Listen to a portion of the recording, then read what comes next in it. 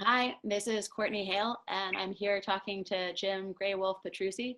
And I'd like to ask you a question since you're the host of this wonderful page about Standing Rock. Sure. I hear that you have a GoFundMe that you started, and I was wondering what that's about. What are you funding? That's a really great question, Courtney. The group we started and now so many are a part of is a support group for the people at Standing Rock. We are not part of the Standing Rock group who's there, but we're here and created to support them. So we've been doing that in every way we can. We've got close to 9,000 people, I think, in just 2.5 weeks who are part of this. They're global. We've got tribal people from around the world. We've got elders from around the world. We have everyday people, who are taking a few minutes off from school or work to say, we stand with Standing Rock. So I think it's really critically important to continue to get the word out. The people at Standing Rock are doing an amazing job. They're heroes in my book. But they're there in Standing Rock. They really need this support, I think, coming from the world. So not only can they be seen, but it'll be very difficult to quiet them, which is what I fear will happen with these efforts if we let them just be a little bit here and a little bit there. So my thought is, Sue and I have been going around for years teaching about these things, teaching about resource degradation, teaching about the ways of our elders and of our ancestors. So I thought, well, we have to refocus now and really address the resources and what's being done. And start with these fossil fuel companies that are just destroying our environment. And these pipelines are a great start because it's not just Standing Rock. That's the big one right now. They have taken the enormous step, the incredible step of saying, no, we won't allow this anymore. And last count, there's over 7,000 people at those camps. So we want to get out there with you and with others, and we want to really document what's going on. And we want to see it, and we want to teach, and we want to share it around the globe. We have over 85 countries represented in our group now. I forget, 700 and some different cultures represented. That's an incredible resource. And we want that available to those at Standing Rock, to those in Iowa, the farmers who are making a similar stand, to those in Florida, where they're going to start now, where a pipeline is proposed to go through the entire state. We want to be able to do that, and we can't do it without help right now. Sue and I have put everything we've had into this work for the last 8 years. I've been doing it for 40 years. We don't have a lot of resources right now. And I'm glad, because that means we've been doing what we need to be doing. But we need people to step up, put what they can. So if you need something to create the message, if somebody else needs to do the editing, if somebody else needs equipment to get it out, we can do those things. And we just bought an RV, which we took a leap of faith because we don't have the money to do it. We borrowed some money, so we have a short-term loan.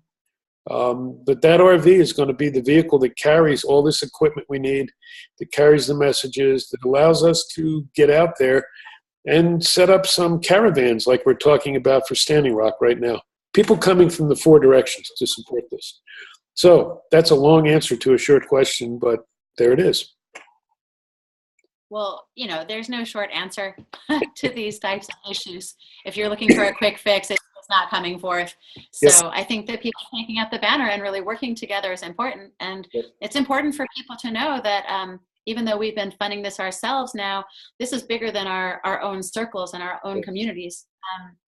And this is about a global thing. And in order to go global, we need the technology, we need the mics, we need the cameras, we need the RV, we need the funding. So that we can step away from our worries about our finances and step into our power, So we're not really asking for money for ourselves. And I think that's important. We're asking to be supported as we're being of service to the people of the planet, as well as the people at Standing Rock. The next 7 generations, right? Right. And no, I think that's really, really important. Everything we do is for and through our nonprofit, Sanctuaries of the Earth Mother.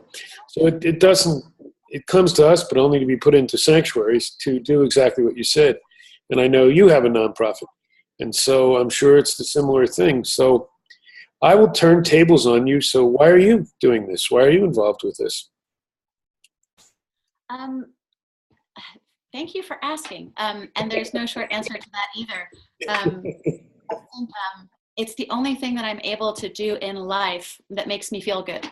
Um, I think life is too short to pretend like money makes us happy, just money alone, or just material things. There's a spiritual nature that's missing in our culture, and there's a joy that it brings to have that beautiful way of being. I don't want to rip off somebody else's terminology, but I want to honor the Navajo saying, the Bike Hosho, the beauty way, and being in harmony, or Aini, right, as the Incas say. I want to be in a beautiful place, and I want to help other people to find the way back to that. And I think that our Native elders have a lot of that beautiful technology intact.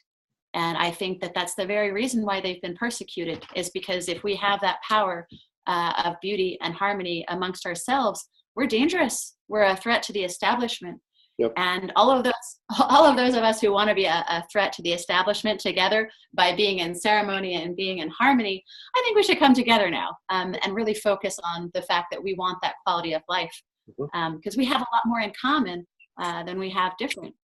And my grandmother was Native American. She was full blood. And I know that she tried really hard to hide that because it wasn't cool to be Native back then. And it's funny because I went back to the tribes, and I thought that was going to be my home, and that someone was going to stand there with open arms and say, "Oh, welcome home, granddaughter." And they were like, "What's this white woman doing here?" And I was so shocked, that they didn't immediately recognize me as one of them. So that all of those divisions and all of those false notions really need to be broken down. I think it's our generation. Your generation came ahead, and then there's all the years in between us of people who have been trying to break ground, and we're doing it. So we're the bridge people. I want to be a bridge person and support. No, me too. And I think you make some great points there. And yeah, my generation, we came up in the 60s, and we started some of this coming together, but it wasn't time yet. We had no support.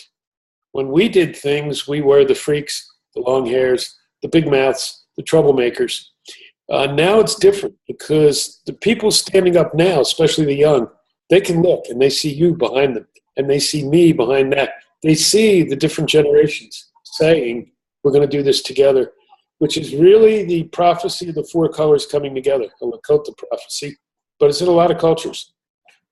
That when the time was right, we would come together. And I think that's what we're seeing at Standing Rock, and I totally honor and respect it. That's what we're going to see as we continue with this, because it's critical.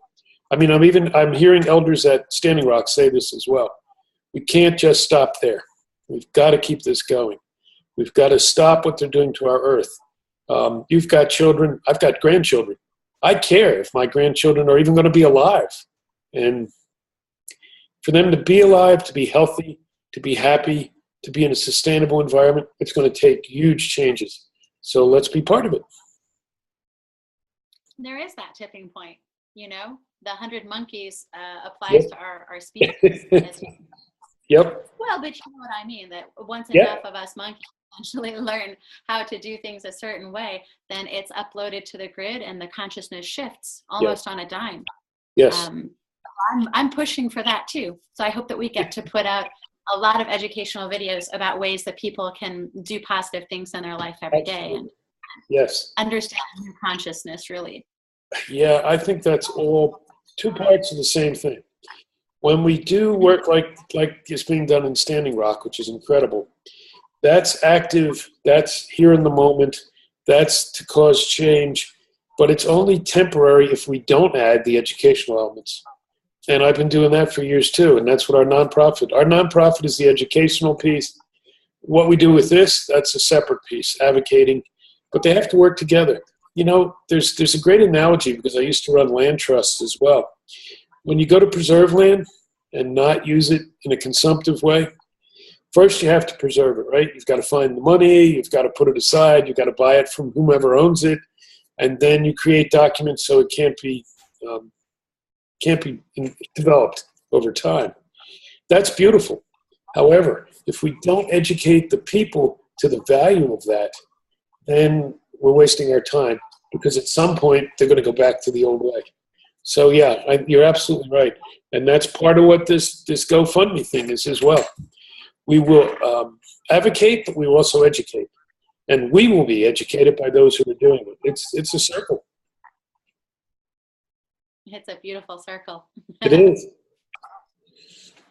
Well, since this is our first attempt at doing these little broadcasts, I'd say let's hope it comes out great and we do lots more. I agree, and I say let's know in our hearts that it will come out great, that we will get everything that is needed, not by us, but by the circle to do this work. And we'll be back very soon. And so I'm sure there's going to be a link with this video when we get it up on YouTube, where people can go to the GoFundMe. Yeah. But can you just tell us where they can find it? Yes. Well, it's on GoFundMe, and it's called Standing Rock and Beyond, because we are focused not only on Standing Rock, although that's our prime focus right now, helping them, but on whatever we do down the road. So Standing Rock and Beyond.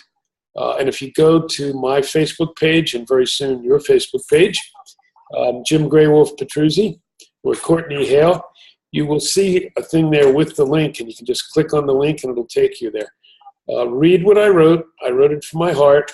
It is long, but I was advised by the ancestors and by some real life people to say as much as needed. So read what you need to, and then jump in if they're willing. I love what you wrote personally. I relate to it. I read the whole thing. Okay. All right. Beautiful. I guess we say bye for now. I guess we do, but this just for now. We'll be back. Cool.